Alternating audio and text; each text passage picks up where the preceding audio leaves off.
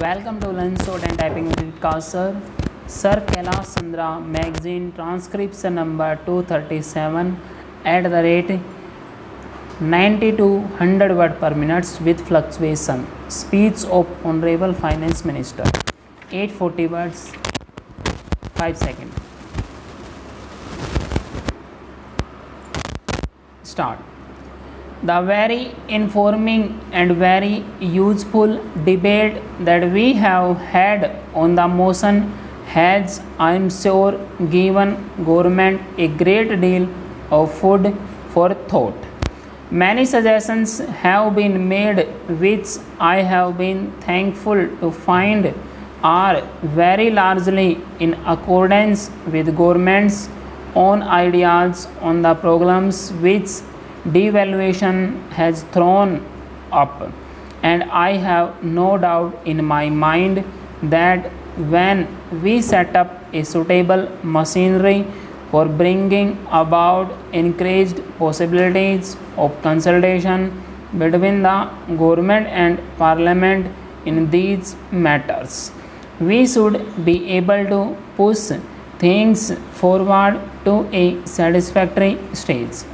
I am glad that my honorable colleagues, the ministers of food and supply and commerce and industry, have been able to participate in this debate because most of those issues which have been raised in the course of the debate are issues which are concerned with the ministries which they represent, and they are naturally able to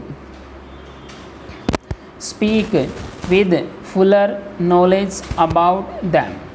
I wish in the little time that I have at my disposal this evening to confine myself to certain broad considerations which honorable members have raised in the course of the discussion. I am fully in agreement with the suggestion made by various speakers that what we need today at the stage that we have reached is not so much more proposals as more willingness, ability and readiness to implement proposals. The question of implementation is really the most vital question that we have to face today. The more I think of the economic problems with which the country is faced today, the more I feel that at bottom they are not really economic problems in the sense of technical economics, but they are really problems of administration. You look at any of these problems which are causing us worry and anxiety in these days, you will find that deep on they resolve themselves into problems of efficient and honest administration. Now, the question of administration is bound very closely with the other idea which has been suggested by several honorable speakers, namely the idea of coordination. When honorable members speak of coordination, they are thinking apparently only of government at the highest level that we here represent. I beg to suggest to the House that from the point of view of coordination, what is more important is cooperation at a much lower level than what we represent. Full stop. As far as the center is concerned, there has been a suggestion made from various quarters of the House that what we seem to be suffering from as far as the central government is concerned is lack of coordination between the various ministries. For some months now, we have been working with an economic committee of the cabinet in which all the ministers who are concerned with the economic side of administration meet often, sometimes twice a week, to consider jointly the economic problems that affect them all.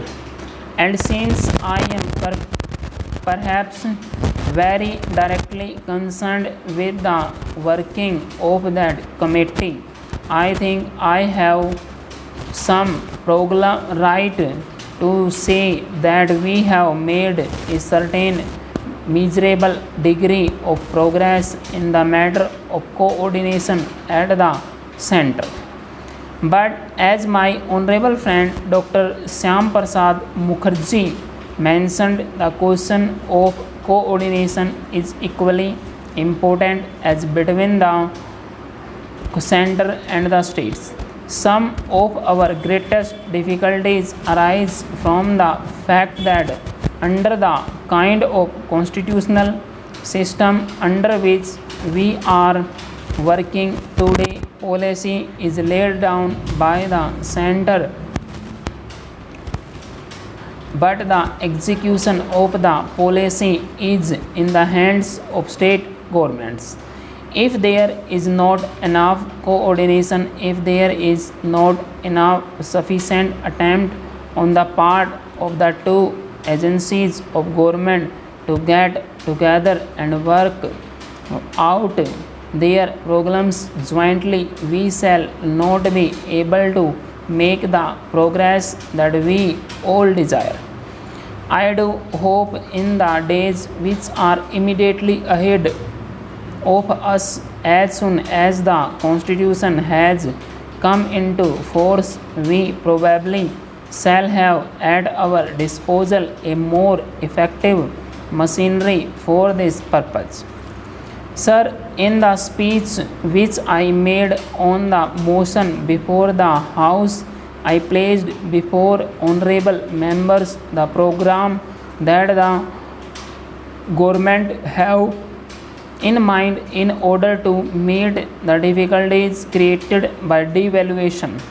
If I may take the most important of the difficulties that we have to face, the most important directions in which government have to move, I would mention three particularly.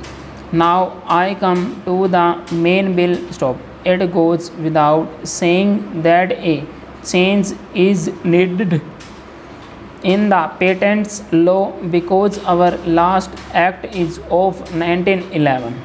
1911 is a period when this country was industrially not at all developed. It is very necessary to see how our law should be modified in order that the patents law is not detrimental to consumer interest and is not prejudicial to the industrial development of the country. If the law stands against these two, then it has to be changed. Therefore, an attempt has been made to change the law. Full stop.